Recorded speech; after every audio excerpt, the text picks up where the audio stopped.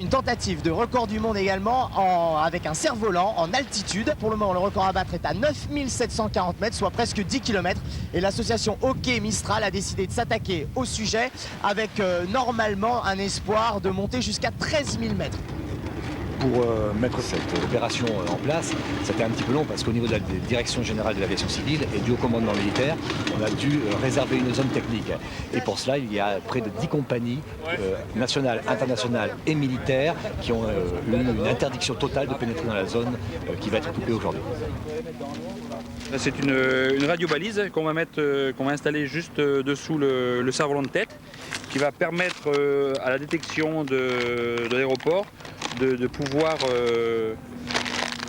avoir l'écho sonde, de manière à pouvoir avoir exactement l'altitude du cerf-volant.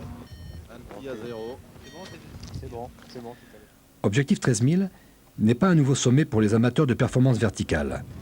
Le cerf-volant a aussi son Everest, son sommet à dépasser pour le sport et la beauté du geste.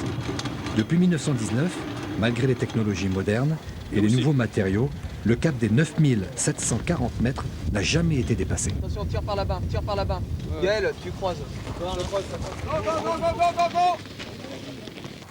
Le record d'altitude en cerf-volant reste toujours entre les mains des météorologues de Lindenberg en Allemagne.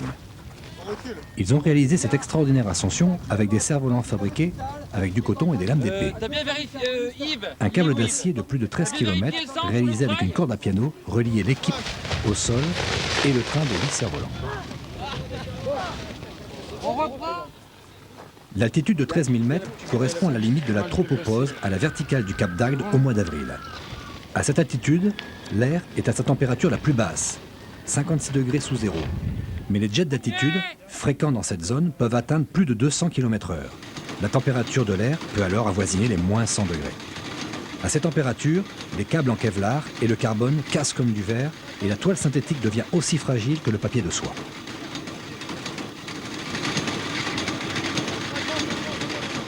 La préparation nécessite de faire appel aux technologies de pointe. Tester les matériaux à très basse température, tester la résistance des câbles et des systèmes de jonction, tester les fibres synthétiques qui vont entrer dans la composition des cerfs-volants, trouver le meilleur compromis, légèreté, résistance et performance des cerfs-volants porteurs et des matériels de télémesure embarqués.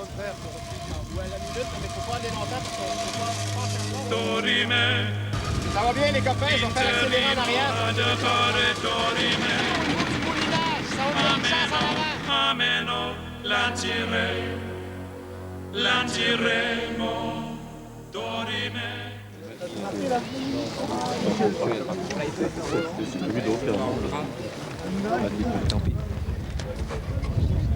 Il semblerait qu'on ait un petit souci. Qu'est-ce qui s'est passé exactement?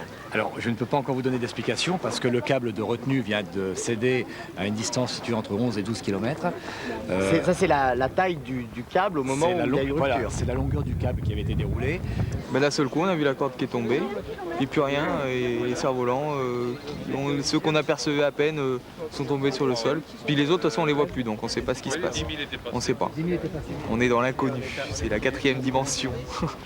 Le trou noir. Tant pis, hein. Voilà, faut recommencer.